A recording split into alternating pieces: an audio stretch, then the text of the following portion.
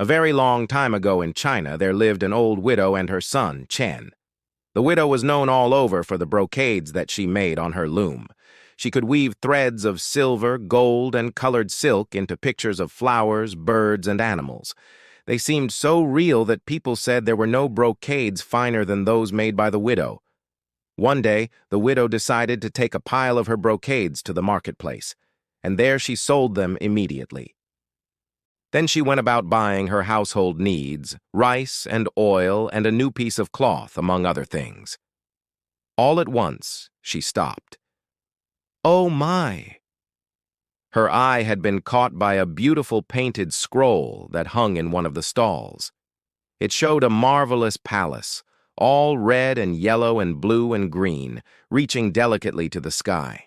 Around it were fantastic gardens, and walking through them the loveliest maidens. "Do you like it?" asked the stall keeper. "It's a painting of Sun Palace. They say it lies far to the east, and is the home of many fairy ladies." "It's wonderful," said the widow with a shiver and a sigh. "It makes me want to be there." Though it cost most of her money, the widow could not resist buying the scroll. When she got back to her cottage, she showed it to her son. "Look, Chen, have you ever seen anything more beautiful? How I would love to live in that palace or at least visit it." Chen looked at her thoughtfully. "Mother, why don't you weave the picture as a brocade? That would be almost like being there." "Why, Chen, what a marvelous idea. I'll start at once." She set up her loom and began to weave. She worked for hours, then days, then weeks, barely stopping to eat or sleep. Her eyes grew bloodshot and her fingers raw. "Mother," said Chen anxiously, "shouldn't you get more rest?" "Oh, Chen, it's so hard to stop. While I weave, I feel like I'm there at Sun Palace. And I don't want to come away." Because the widow no longer wove brocades to sell, Chen cut firewood and sold that instead. For months he did this while his mother wove. Inch by inch, the pattern appeared on the loom. One day, Chen came in to find the loom empty and the widow sobbing. "What's wrong, mother?" he asked in alarm. She looked at him tearfully. "I finished it." The brocade was laid out on the floor, and there it all was. The palace, reaching to the sky, the beautiful gardens, the lovely fairy ladies. "It looks so real," said Chen in amazement. "I feel like I could step into it." Just then, a sudden wind whipped through the cottage. It lifted the brocade, blew it out the window, and carried it through the air. The widow and her son rushed outside, only to watch the brocade disappear into the east. "It's gone," cried the widow, and she fainted away. Chen carried her to her bed and sat beside her for many hours. At last, her eyes opened. "Chen," she said weakly, "you must find the brocade and bring it back. I cannot live without it." "Don't worry, mother. I'll go at once." Chen gathered a few things and started to the east. He walked for hours, then days, then weeks. But there was no sign of the brocade. One day, Chen came upon a lonely hut. Sitting by the door was an old leather-skinned woman smoking a pipe. A horse was grazing nearby. "Hello, dearie," said the woman. "What brings you so far from home?" "I'm looking for my mother's brocade. The wind carried it to the east." "Ah, yes," said the woman. "The brocade of Sun Palace. Well, that wind was sent by the fairy ladies of the palace themselves. They're using the brocade as a pattern for their weaving.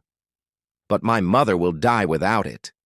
"Well, then, you had best get it back, but you won't get to Sun Palace by foot, so you'd better ride my horse. It will show you the way." "Thank you," said Chen. "Oh, don't thank me yet, dearie. Between here and there, you must pass through the flames of Fiery Mountain. If you make a single sound of complaint, you'll be burnt to ashes. After that, you must cross the Icy Sea. The smallest word of discontent, and you'll be frozen solid. Do you still want to go?" "I must get back my mother's brocade." "Good boy. Take the horse and go." Chen climbed on, and the horse broke into a gallop. Before long, They came to a mountain all on fire. Without missing a step, the horse started up the slope, leaping through the flames. Chen felt the fire singe his skin, but he bit his lip and made not a sound. At last, they came down the other side. When they left the flames behind, Chen was surprised to find that his burns were gone. A little later, they came to a sea filled with great chunks of ice. Without pausing a moment, the horse began leaping from one ice floe to another. Waves showered them with icy spray, so that Chen was soaked and shivering, but he held his tongue and said not a word. Finally, they reached the far shore. At once, Chen felt himself dry and warm. It wasn't long then till they came to Sun Palace. It looked just like his mother's brocade. He rode to the entrance, sprang from the horse, and hurried into a huge hall. Sitting there at looms were dozens of fairy ladies who turned to stare at him, then whispered to each other excitedly. On each loom was a copy of his mother's brocade, and the brocade itself hung in the center of the room. A lady near the door rose from her loom to meet him. "My name is Lian, and I welcome you. You are the first mortal ever to reach our palace. What good fortune brings you here?" The fairy was so beautiful that for a moment Chen could only stare. Lian gazed shyly downward. "Dear lady, I have come for my mother's brocade."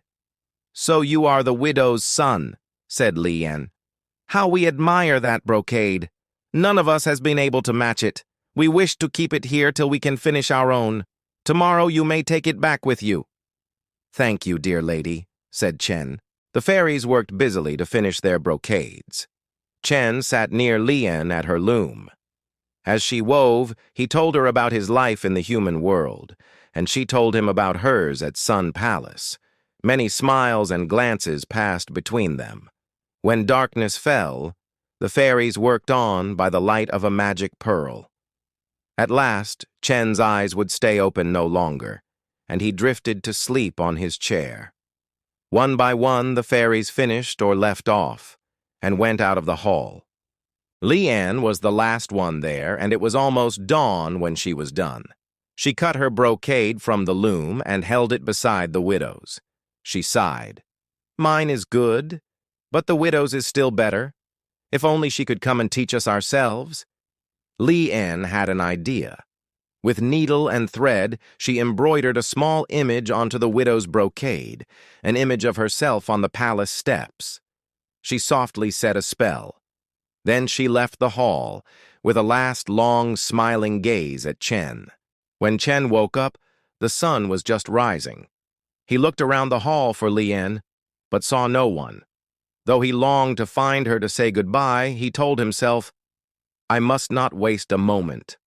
He rolled up his mother's brocade, rushed from the hall, and jumped onto the horse. Back he raced, across the icy sea and over Fiery Mountain. When he reached the old woman's hut, she was standing there waiting for him. "Hurry, Chen! Your mother is dying! Put on these shoes, or you'll never get there in time." Chen put them on. 1 step, 2, 3. Then he was racing over the countryside faster than he.